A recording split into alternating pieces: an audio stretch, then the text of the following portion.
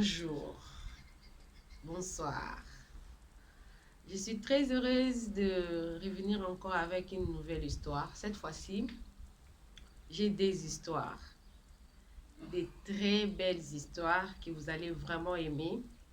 Des histoires qui contiennent des bons conseils, des histoires qui vont aider des familles, qui vont aider des jeunes filles, des jeunes garçons, qui vont aider des couples, qui va même aider les enfants en âge de croissance, en adolescence, qui va aider des parents qui ont des enfants qui parfois ont peur de leur raconter leur vie parce que les parents ils sont trop durs avec eux.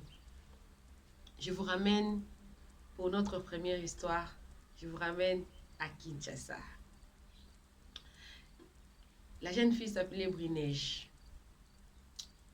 Une très belle jeune fille. Elle a grandi dans une famille très modeste. Une famille bien. Elle a reçu une très bonne éducation de ses parents. Mais comme cela ne dépend pas des parents, la jeune fille avait un copain. Elle avait son copain à l'école, s'était raconté à l'école. Et ils ont passé vraiment des bons moments jusqu'à ce qu'elle a obtenu son diplôme d'État. Et puis, tant a eu diplôme d'État, quand le garçon, ses parents ont jugé bon de l'envoyer ici en Afrique du Sud pour continuer ses études supérieures. Et la jeune fille était restée à Kinshasa. Après 5 ans,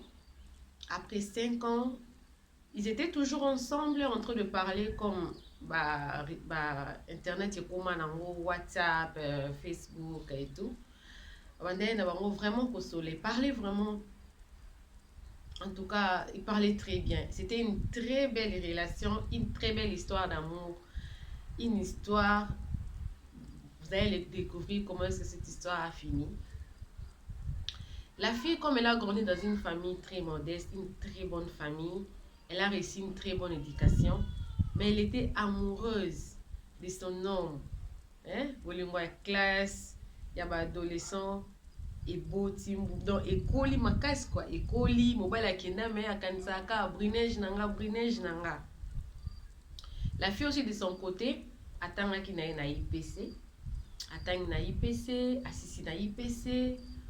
5 ans, non? 5 ans passés, ils ont obtenu leur diplôme d'État. 5 ans passés, la fille était déjà licenciée à l'IPC. Les garçons aussi avaient fait ses études ici en Afrique du Sud. Et Nakosolo là, les garçons a proposé à la fille. Il a proposé à la fille, il a dit, non, je voudrais que tu viennes ici. Comme tu as fait l'IPC, ici aussi en Afrique du Sud, on peut évaluer ton niveau d'études, bien sûr. On peut évaluer ça. On peut chercher un travail pour toi ici avec ce que je fais. Par après, je vais envoyer l'argent de la dot et tout. La fille a trouvé ses raisons. Hein. Elle a trouvé ses raisons à ses parents parce que je rappelle que nous en Afrique, attends moi na commis licencié, attends moi na commis docteur, asali doctorant, pas comme ceux qui professeur à l'université. Chez ses parents, à moins qu'il quitte le toit familial, à qu'il ne foute la maison, rare des cas où on a jeune fille moko boye azo foute la ye moko, en tout cas ils ont vraiment rare des cas, mais comme on peut la jeune fille c'est pas une maison asa n'est pas indépendante de ses parents, de sa famille et tout, mais ça vraiment rare. Et la fille chez ses parents a trouvé une raison, elle dit que non, je veux visiter l'Afrique du Sud. Bon, ses parents ne pouvaient rien faire parce que la fille a fini, elle travaillait déjà, elle avait déjà sa vie, elle était indépendante, sauf qu'elle était amoureuse de ces garçons qui vivaient déjà ici en Afrique du Sud. Elle avait une idée du garçon avec qui elle a grandi, avec qui elle a connu au Congo. Un garçon aussi qui était bien éduqué, puisque ça il a bonnes études. C'est ce qui nous a moqué, puisque elle n'avait pas peur de l'inconnu puisqu'elle était amoureuse. Bolingo, ici que me marabata, en tout cas, et bolingo ko c'est ce bilo mususu en tout cas au réfléchir te bolingo nde mutu et ça ici au yango. Et quand la fille est venue ici, ce n'était pas ce que les garçons prétendaient être.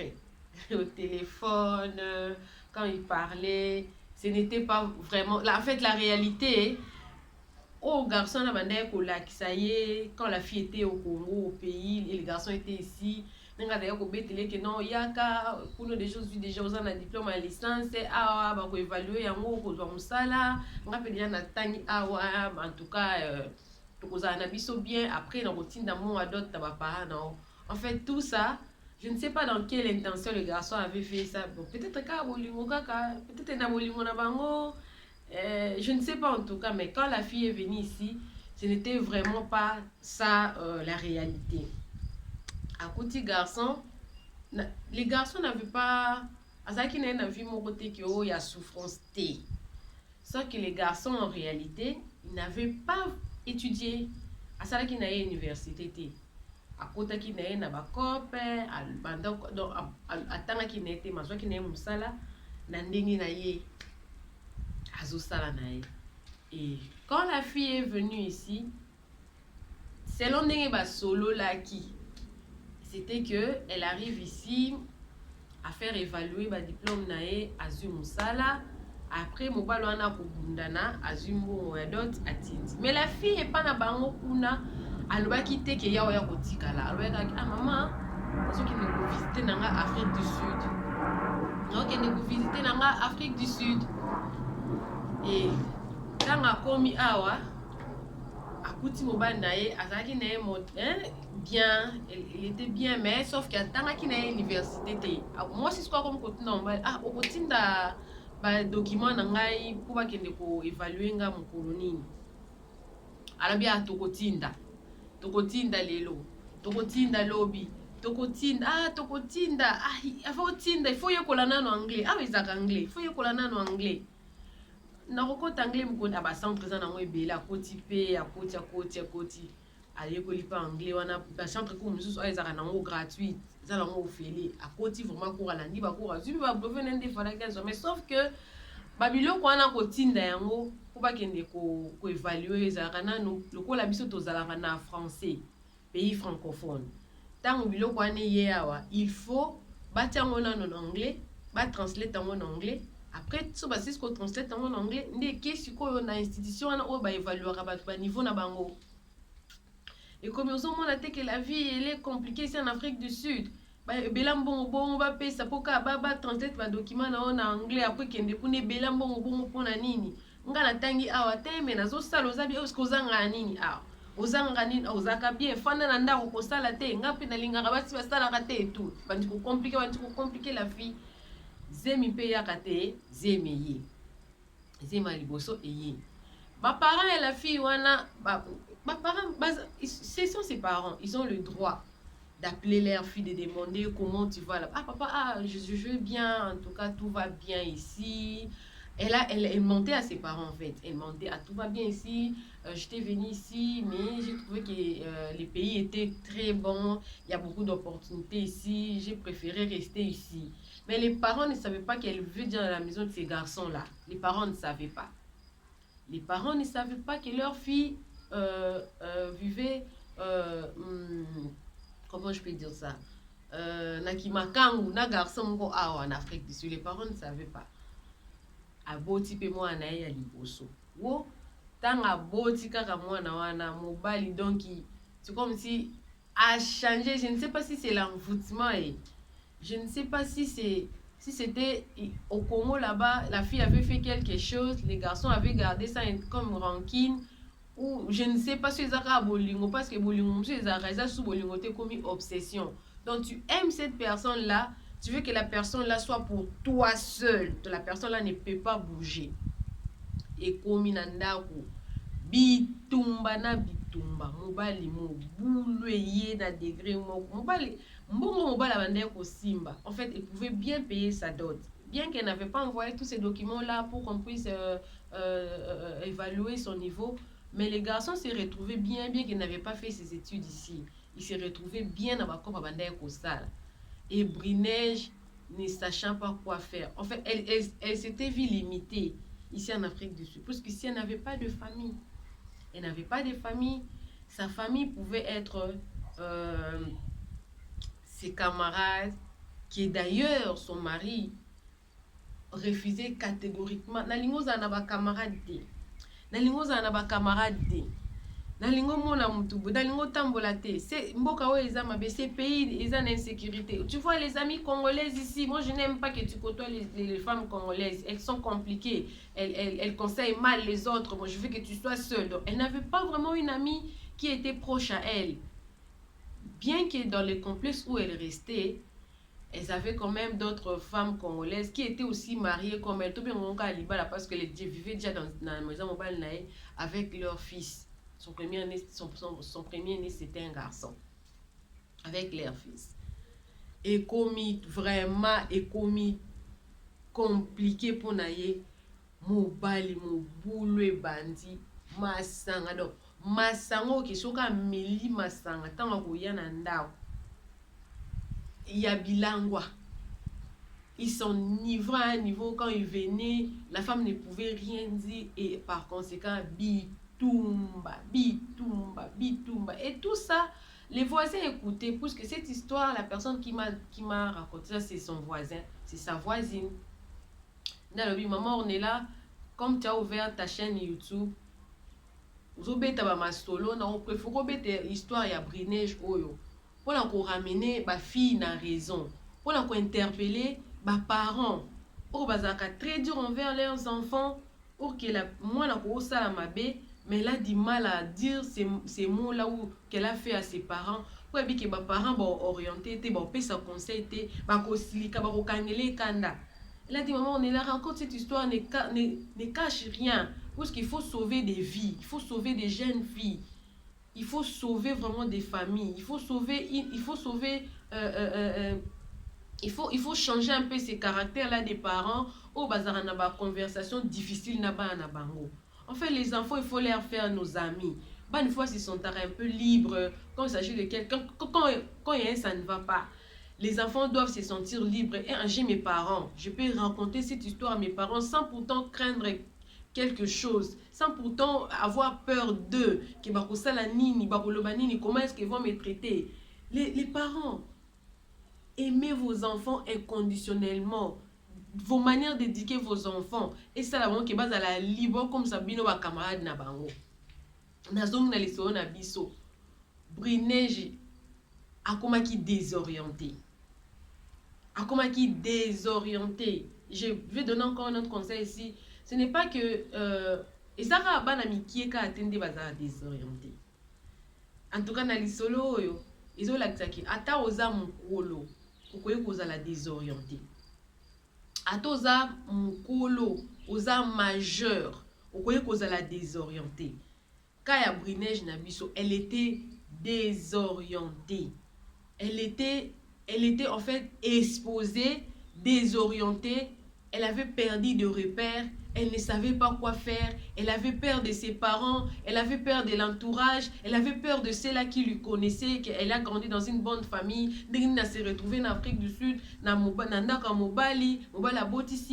Et puis, des langages que ces messieurs-là tenaient à son égard. Ngai penza. Na bimisambonga libala na bala yo. Na kobala yo te. Aussi au beau titre. Fandaka wana, soromoni que ça ne va pas. Kanga biloko no zonga Congo. Maintenant, ses parents ne savaient pas qu'elle restait dans la maison de ces garçons-là. Les parents ne savaient pas que la fille restait dans la maison de ces garçons-là. Zinami bale yakate eye. Aousalanine. Aousalanine. Nasi na boti ya liboso. Na nzamba kosala kaka. Azu ya mibale. Ekendara pete aboti mwana. Je rappelle qu'il y a Bitumba wana. Bon, moi aussi, généralement, tout ça va être mon corps faible. Ils ont la base, je me rappelle ma casse. Je me rappelle ma casse, que moi aussi, pendant ma casse, je vais bunda pe na mobile. Ils ont la base, ils ont vraiment ma cassité. Ils ont vraiment ma cassité. Mobile azaye ko beta e mingi, ko beta penda ya ko beta ka beti. Au moins la moi c'est kimi peut-être pas ma voisin, au moins la mbalo na bimi Je ne sais pas cette éducation-là, les garçons, en Afrique du Sud, en tout cas, je ne pense pas que ce sont les parents. Peut-être que ce sont des réalités. La réalité, peut-être, à côté, non, peut-être, il y a mobile, on dirait pas qu'il peut désorienter. Puisque, quand, si la femme partait, par exemple, chez le voisin, il va venir devant la maison du voisin. Bobin, c'est l'angaï, à sa propriété privée, n'angaï. Bino mboyaki na en Afrique du Sud. Afandaka na ndako na bino, afandaka epa na bino, c'est bofandisi kuna bokozwa en charge. En tout cas, na longono na mokie na listo na biso, je suis en train de parler aux voisins et aux voisines. Vous savez pourquoi on parle de non-assistance en personne en danger? C'est dans ce genre de cas.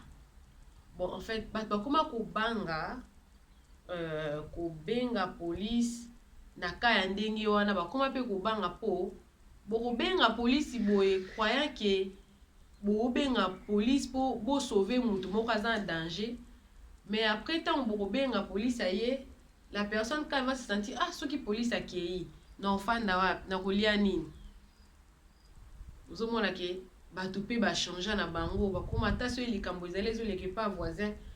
Ils peuvent peut-être pour les moments là, pour la minute là, pour les heures suivantes là, peut-être jusqu'à ce que la situation peut se calmer.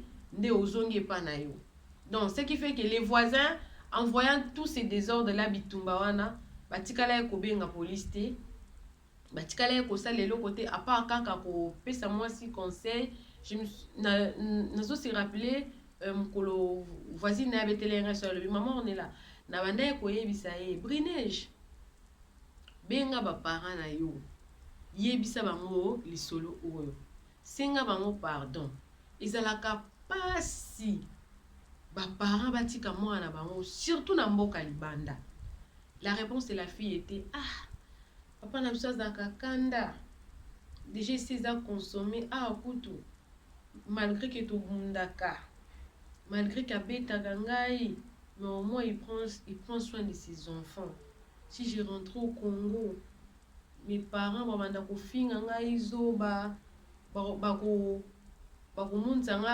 fait, ils vont me torturer moralement. Je ne peux pas faire ça. C'est des vie. Izaka bongo. Tika kanda me makamu kumba nangai. Zema misato ya kate eye. Zema misato kutu ezalaki mba lobi boni okomilinga lokola ponde zawa. Ozo bota.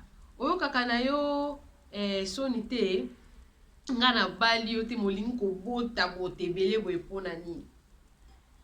Nasala nga na mbongo.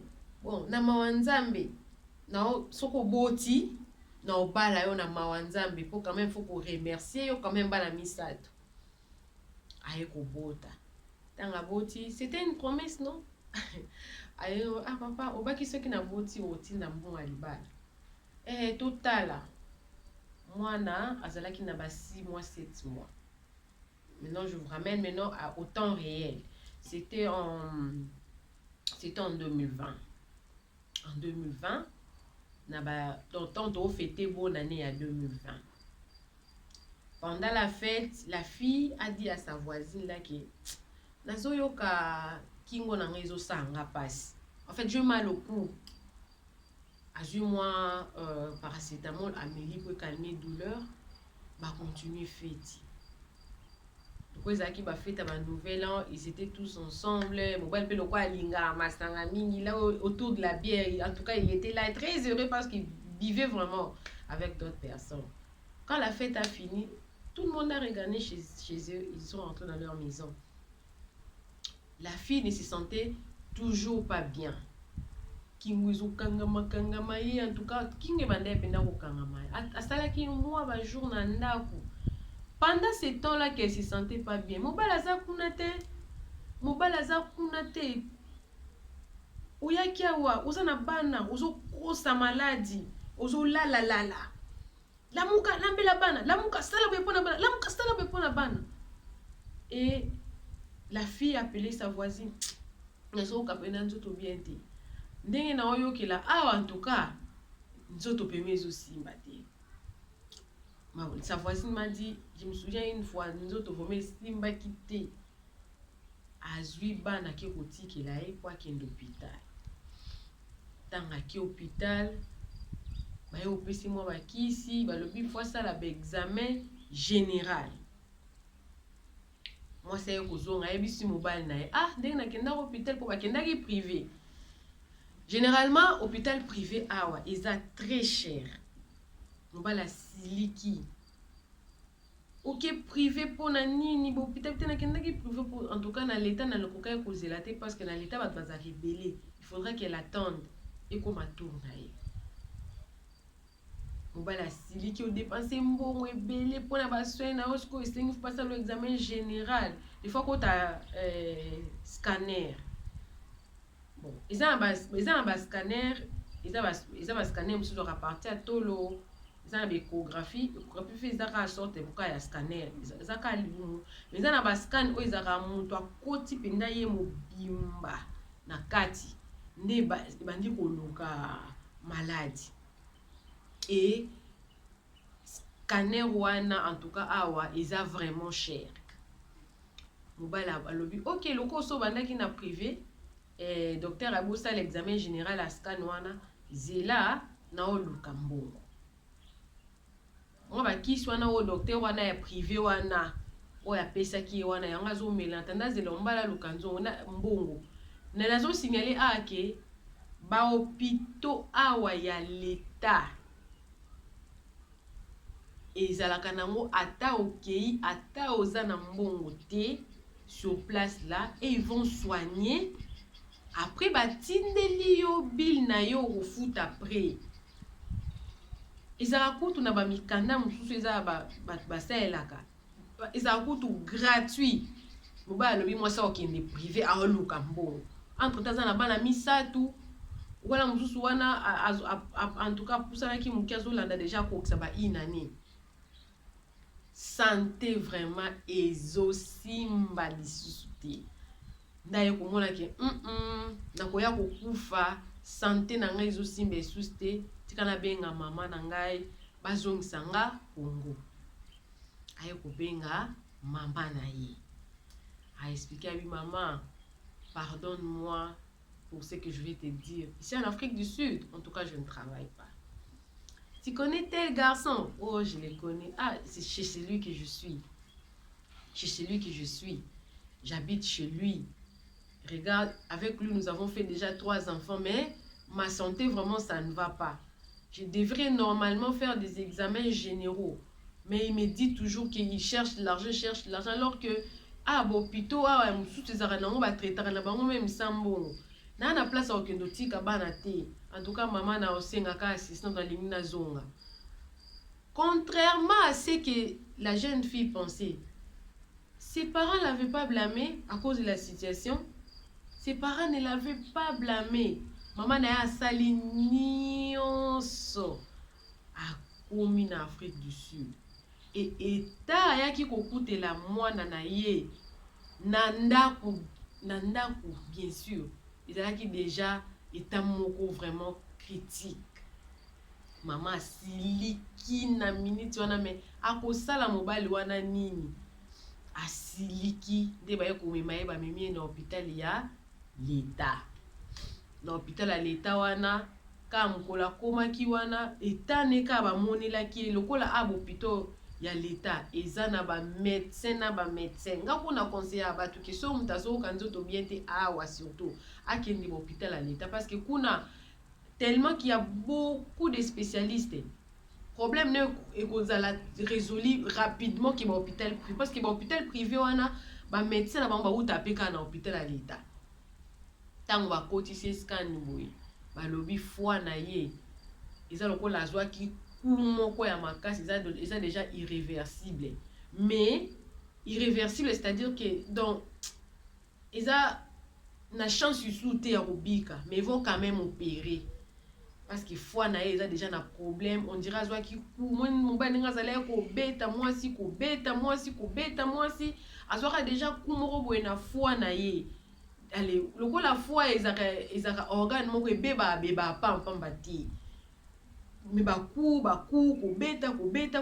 kobeta ezwaki déjà mwa choc mais po ese manifester yaki pe susu kozwa pe susu temps baye baopérer premier tour aye okoma mwa bien akomi kose reconvertir moke mais pendant que mwasi azalaki na hôpital wana mpe na opesa esu bato conseil bino bato boyaka kopesa bato basango boyebi ke moninga azobela ata mobali nde aza mobulu mpona kopreserve vie ya motu mpo ani kolola motu ke mama Brinege depo okota hôpital mobali ndo mobulu kutu mobulu akomi koya na basi azolala na bango na ndako na yo mpona nini kozela moninga bika te moninga se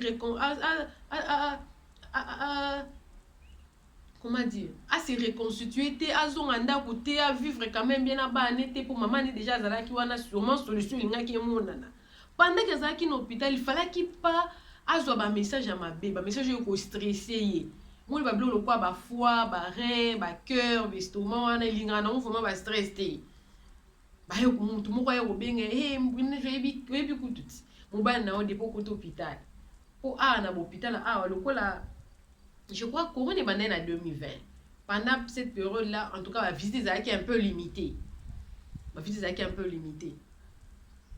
ezalaki limité mobali abandai mpenza koya vraiment hôpital te nyonso te parce que ba visite ezalaki limité à cause ya bamaladi oyo ya corona oyo baye kobetela mposa insolo mobali ndo kutu mobulu aye na mwasi mosusu na ndako lokola mama naye azalaki kote mosusu mpe azwaki bana azwa quand même temps mobali atikalaki na ndako parce que azwa bana atikala ndako quand même ye moko mobali no akotisi mwasi mosusu na ndako yo kutu nano kutu okufi te ale sango wana eye kokomela mwasi wana na hôpital autaki kozala na opération na ye ya foie ifalaki temps na ye mpenza normal po ase reconstituer abika quand même na mwa stress wana ntango atiaki stress ale donc esali ke ase dégradé situation na ye se dégradé na baopération basalaki wana na stress wana aye kosala crise ale ntango asali crise aye kokota na koma bandeko na ngai Brinege akoti na koma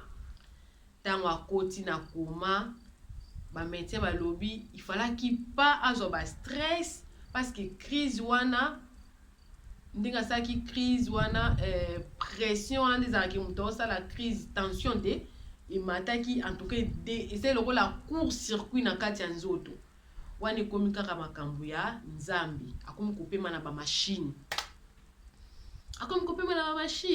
aye kosala 2 mois na koma mokolo abimaki koma alamuki très bien azosolola azopesa mbote nalingi namona mama na ngai nde asengaki na hôpital mpe babenga bi mama yaka mwana alingi amona mais situation na ye ezaka bien te malgré ke ye moko azomonaki akomi makasi amoni mama na ye ayebisi ye mama batela bana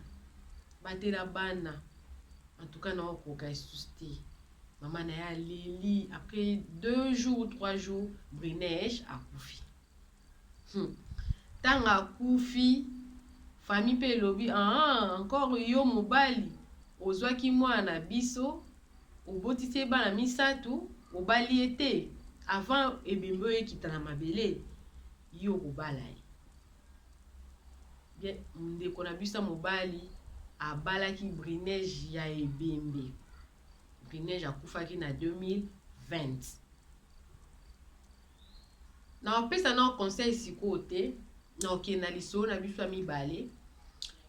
ya mibale wana eza kaka ape na Afrique du Sud kaka wana mobali vraiment ye na mwasi na ye abala naye na bango na Congo babi tokenda biso kosinstalle na Afrique du Sud baye kosinstalle pe na Afrique du Sud bien mwasi mpe azwize ma liboso aboti ntango aboti lokola bana les enfants sont le domaine de Dieu mutapesaka bana eza nzambe mutapesaka bana eza nzambe mutapesaka bana mabota esalaka nini ekangami aobota esiste ye abotaki mwana mwasi jeune fille wana abotaki mwana mwasi une très belle jeune fille vraiment na opesa jeune kombo na ye na opesa ye kombo Arlette.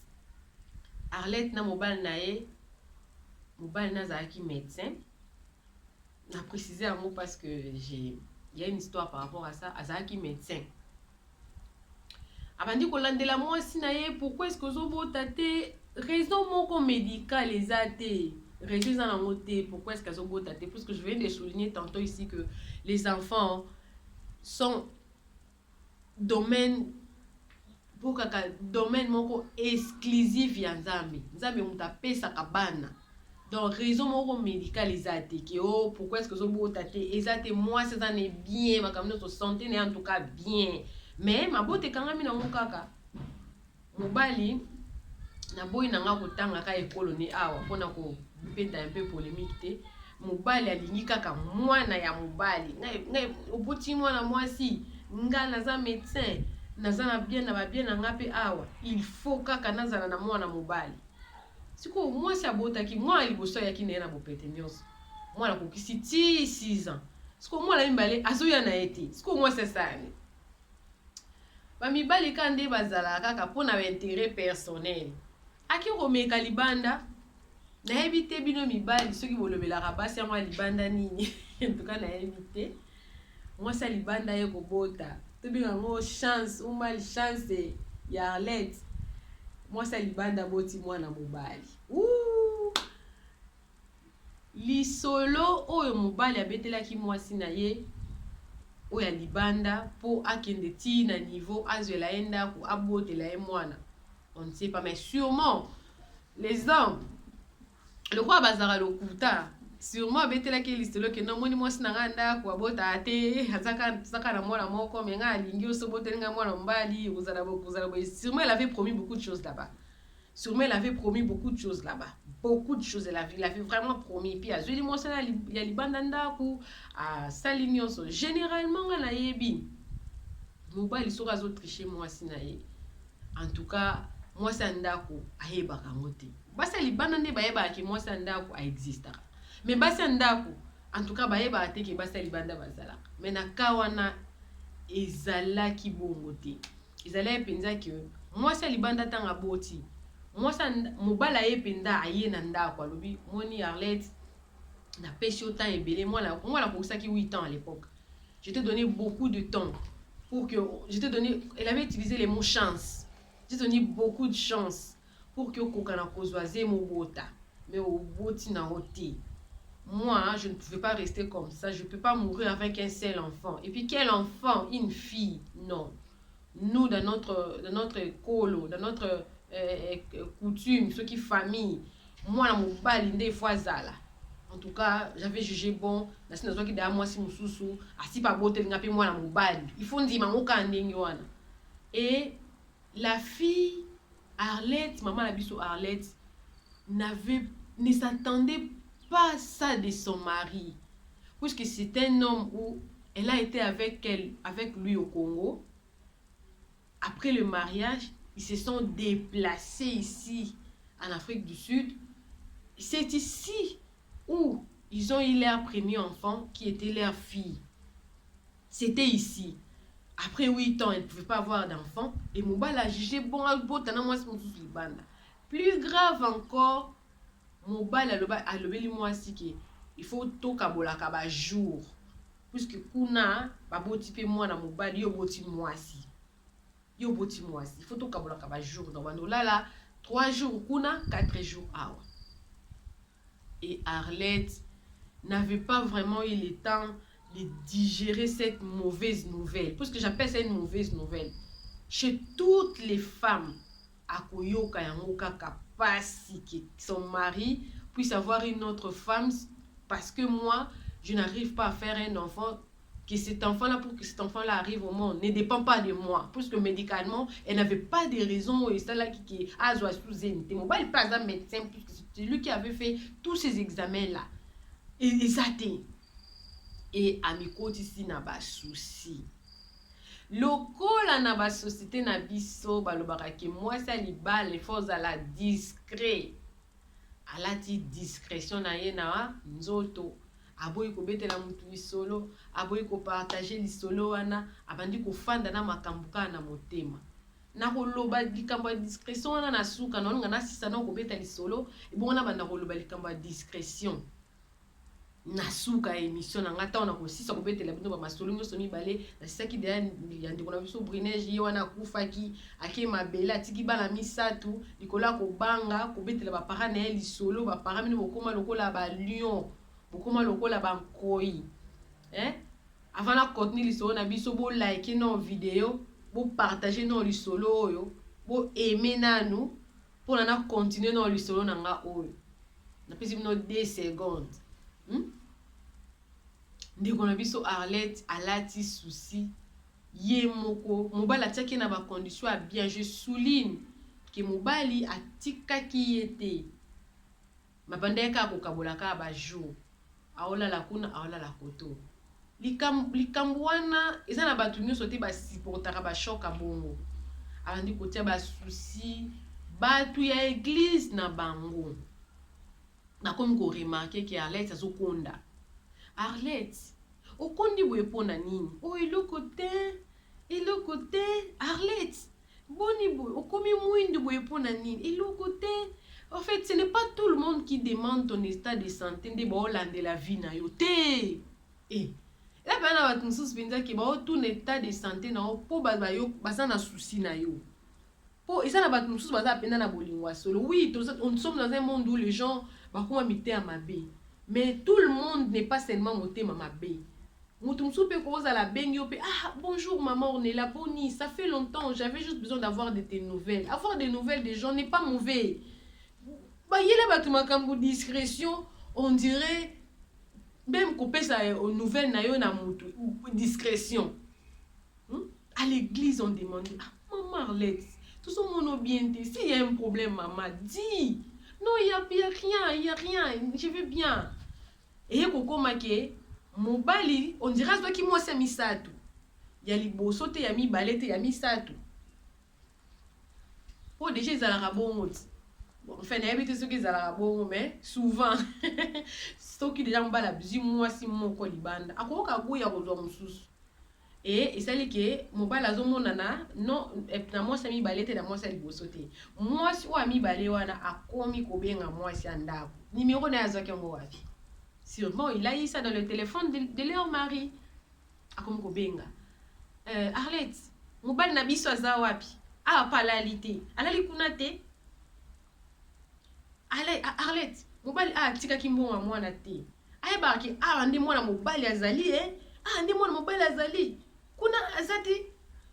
Et ça commençait à choquer énormément Arlette. Donc, à kondi, mukolo mususu boye. Aye kokende ka pa voisin a s'ennuyer na kaka na ndako. Aye kokende pa ba voisin na ye. Aki pa ba voisin afandi kuna otala TV. Ka nenga afanda ka tala abanda otala TV wana njoka mutasa apika ki na crise kala.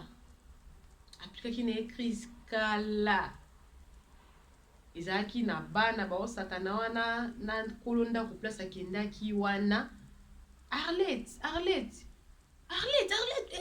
apike crise ba meme na hôpital mbangu tanga komi hôpital ba bisi osalaki tension ne mataki makasi mo basinga batio ya miki wana ramenaka ba makila o filtre makila na rien wana ezwaki choc à cause ya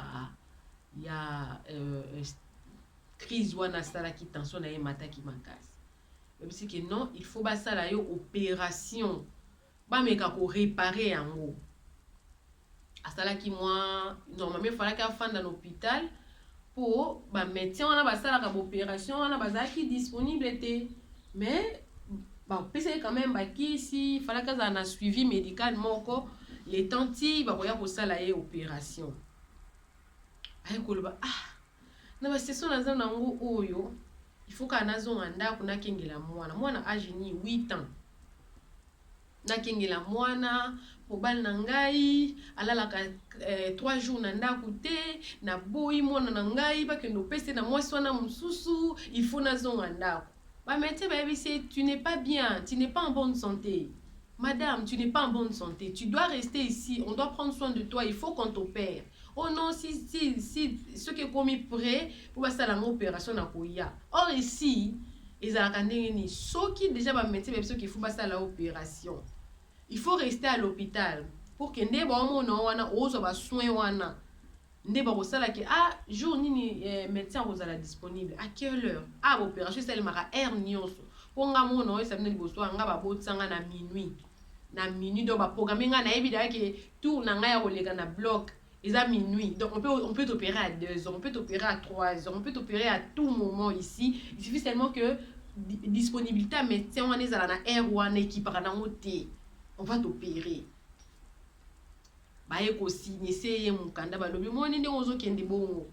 Si est arrivé quelque chose, cela n'engage pas l'hôpital. Cela n'engage pas l'hôpital, ça n'engage que toi-même à signer. Mutu abetelinga lisolo oyo aza même pas voisine na bango. Aza sœur na bango église, bakutanaki na ye na nzela pendant période wana loka bapesaki mo bakisi abiki aoki mwa bien aye kozonga ndako. Quand ezalaka ke bosala bacourse boye bakute na Arlette boni naza bien. Oza bien naza bien. Okondi boye ndenge oyo eloko te. Abandi kopesa ye conseil. Ayebisi maman na kokonda ozokonda boye. Soki oza na ba problème na mobile na yo. Soki ke ngai omoni ke kolobela ngai ekosala mabe. Luka ta pasteur. Ayebisi boye ba pasteur na bino bazalaka. Soko beteli lisolo ye akozonga ke kote yango na mateya. Wala vraiment na yebite soki ezala ya solo suza lokuta. Mais na opesa pe kaka mbela na yebiki basala nzambe ebele ba frère ebele ba olanda émission o. Ndeko na nga ya mobile ndeko na nga ya mwasi oza na intercession. Oza na intercession osambela rapport na bato. Oza na oza pasteur, oza évangéliste, muninga ye, pasteur, frère, na lingo osambela po na ngai. Tala situation boye na ndako na nga, tala mobile na nga sali boye, tala ndeko na nga sali boye, tala problème na nga, tala passé na nga, tala boye. Yo lote ya mateya po bato ba bongo na te. Yo zo exemple bato mususu ke kote yango na mateya. Mone bo rande bato ba hypocrite. Omonde bo rande bato baza su na confiance na bino basala nzambe te. Baza na confiance na bino ba frère ba intercession te. Tala ndeko na biso réponse apesi camarade na alobi ke non ba pasteur na bino na bazaka soko beteli lisolo kote yango sûrement na ba souffrance na ya betelaka pasteur moko ke ba mona ke pasteur wana be ate yango na mateya po oyele ndenge ni soka baza victime na ngote. Et koyele ndenge nini soka zala victime na ngote. Sûrement zala victime nango. Sûrement zala victime qui a beteli pasteur lisolo yango boza mona kata bo tourner l'église kuna azo kibe na ete po yabi ke na meka da betela pasteur lisolo atekanga komisa ngo sija mateya bukela ngo verset biblique na ko ezobala na la bête yango ate yango mateya. Ils ont détruit batou. Muninga ya beteli lisolo na ye. Isa po sunga ye. Bo changer ses discrétions objectif nango. A cause ya kozanga kobomba baninga. Tanga yo ko beteli lisolo. Bomba ye opesi conseil obombi lisolo na ye koma wenze te. Bino bato bokenda ko beta ba masolo ya batu. Vous racontez les histoires. Moi, je viens chez toi, je te raconte mon histoire. Ma soeur, regarde ce que je vis, regarde ce que je traverse. Toi, tu ne gardes ça, tu ne gardes pas ça pour toi, tu racontes à une autre personne. Tu vois, vous ce genre de personnes-là, vous avez détruit beaucoup de vies. Toi qui me suis, quand une personne vient chez toi te raconter son histoire et que toi, tu rencontres une autre personne, cette personne raconte une autre personne, sachez-les que vous devez vous repentir. Vous avez tué des vies. Vous avez un criminel. Vous évitez que vous avez un criminel. Vous évitez que vous avez un criminel. Vous bomba batou. À cause de vos ans, vous bomba ba masola ba ninga mususu ninga pesi confiance. Vous perdre valeur, vous faire perdre batou pour ça. Ya ko beta listo na ba mpona kozwa lisungi bino. oza mabe soko yebi soko zolanda nga soko yebi ke moninga moko abeteli yo lisolo na ye yo obeteli yango moto mosusu obomba secrété oza motema mabe. Il faut se repentir, il faut demander pardon à Dieu puisque quelque part tu as fait perdre une personne confiance aux autres, toi. Après l'ami là, quand elle a écouté cette phrase là, elle dit maman, pense à ta fille. Si tu mourais aujourd'hui, ta fille va rester seule. Et tu as peur qu'une autre femme puisse élever ton enfant. Si tu as peur qu'une autre femme élève ton enfant, bats-toi pour elle. Bats-toi pour elle. Ne meurs pas. Oh non, koufate. Non, koufate. Non, kozala pona mwana na ngai. Mobala zaki médecin. Soka ebaki ba danger wana nyonso. Mobala zaki médecin. Et même je condamne même ces maris-là. Il était médecin. Il fallait qu'à moi si dans un hôpital. Mais moi ça zoni po ani po mobali. Ye moko mobali ayebe ko batela moi si na eta cause égoïsme na ye moko. Moi. Souvent on pense qu'à nous, à moi, j'ai. Ce sont les G qui ont tué aussi beaucoup d'autres. Qui ont tué les gens. Et ko sala ke ba kiso na banda ya ko mela ba kisi yango esili. Aoze la sikoyo ba tia na programme. Hein? Pour pas bien opérer. Ah, ici, quand on te dit qu'il reste à l'hôpital, et puis ça va avoir courage, bah tiens, on a liste et va opérer. Quand tu rentres chez toi, tu ne seras plus une priorité. Et vous allez cas il y a urgence. Ils assustent qu'ils ont émergence. Et comme elle est à la maison, sûrement elle va bien. On va prendre les cas qui sont pendantes. Et quand les cas où ils sont sur place, les cas où ils sont sur le terrain, c'est ce qu'on va prendre. Par contre, et c'est ce qui s'était passé avec notre soeur là. Mobala lobi abandonné les cas moi qui c'était hôpital au Benga. Et à sali 6 mois hôpital est bengé kate. Hôpital est bengé kate. They don't care about you because ozongi ndako bango da lettre à nous signer qui wana pas na bango bebi ke so lika me comme le état dio. Puisque baza na bato belé. Des morts au fait un hôpital ndé ba kozo urgemment. So dans hôpital tetali bango te. Et ko sala ke moko mususu boye a piqué la crise nanda. Malheureusement, le jour-là, elle était seule à la maison avec sa fille de 8 ans. Quand a piqué crise, la fille est partie appeler les voisins. Son mari n'était pas là, comme d'habitude. Son mari n'était pas là. Ba voisin na ebaye, ba zuye, ba mimi en hôpital. Tant a comme hôpital ba lobi oyo boyeli biso e bembe. Elle était déjà partie. C'est ainsi que c'est des histoires. Na beti yango na vidéo moko. Pona loba sikoma comme nazaki nango besoin ko loba na suka. En fait, la discrétion c'est très bien. Moi je pense que la discrétion c'est bien quand tu as tes projets. Tu vois, quand tu as tes projets qui doivent aboutir à quelque chose. Ou bah tu faut ba mona. Na kawana discrétion ezalaka très important puisque tu ne sais pas à qui tu vas les raconter. Et puis tes projets na yo obetela ngonani na makamde ekome belé kindoki ba problème ekome belé na atako kindoki te mais ba koyi pe ko boma yo ce projet no pesa bien makasi oyo ko memelo pe bomengo belé to et ko faire croître yo ba koyi pe ko boma na masasi ba koyi pe ko boma na kindoki okoyi pe ko bundisa ma pe belé okufi no te mais projet ko kisami te to projet pe ko kisama. Mais kokisama na temps olingaki kokisama te parce que ozi bitumba ebele à cause akozanga discrétion. Mais discrétion eza bien te soki discrétion wana ezotia nzoto na yo en danger. Discrétion eza bien te puisque eza na makambo mosusu soko omemi yango yo moko boye ekozala kilo eza pour rien te.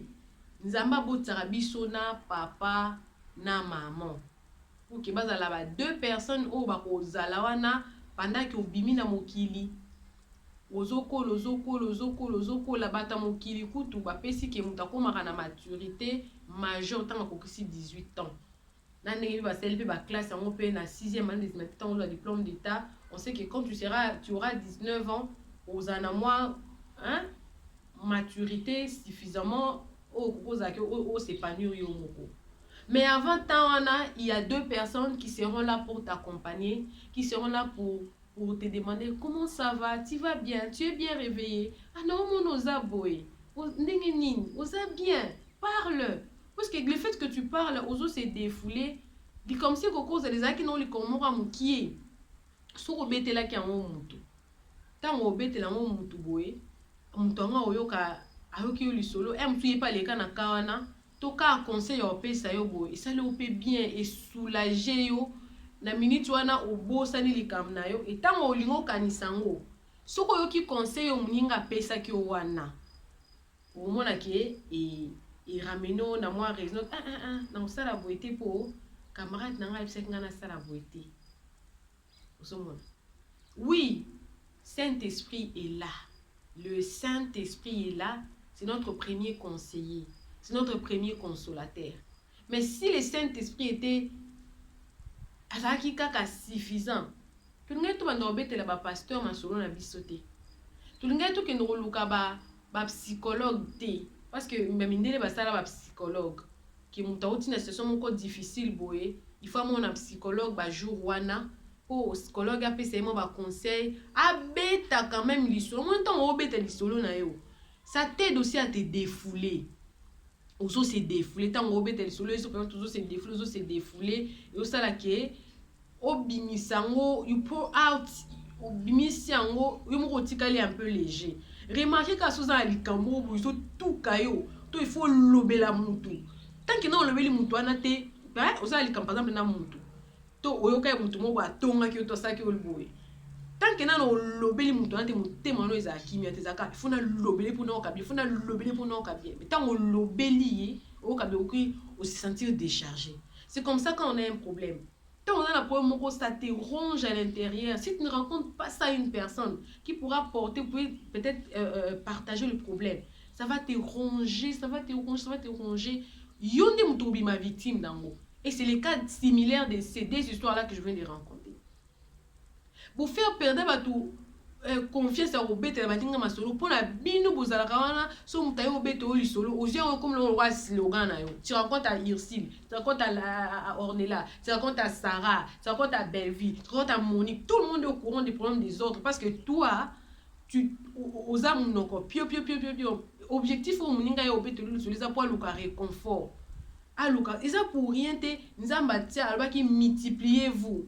Parce que ça bien kozala, il y a même dit et ça bien na ba frère na ba sœur ba demeurer ensemble. Et ça bien parce que aux amasungi dans la communauté quand vous demeurez ensemble quand tu as un problème. Pourquoi est-ce que so zangi biloko senga? Pourquoi so zangi biloko senga? So zangi mbongo senga? Pourquoi est-ce que so ozobela? Obenga pasteur, to obenga te sambela pour na mikolo penda santé santé. Pourquoi c'est discrétion na bino ezala raté na maladie? Ezala raté na mbongo. Ezalaka soza na problème na mobali na yo to na makam na yo ezalaka bongo e ozokufa nango ozokufa nango pona nini na lingi bokomela nga na ba commentaire soki o nga la beti oyo discrétion na ba deka wana soki eza bongo te parce que ba te belé ba kufi parce que ba seli discrétion na ndenga mabe. Baseli discrétion na sens contraire na ndenge discrétion il faut aller là. Baseli ka baboy ko c'est la discrétion ka tango malade c'est ko na nzoto ba luka ba bika. Mais soki basela baboy ki babeta ki maso na bango avant que malade koma. Peut-être conseil à muninga elinga ki pe sunga e pe azui pe décision. Na zongi sous pona pesa moi conseil libala nyu chez matata. Libala nyon chez ezaka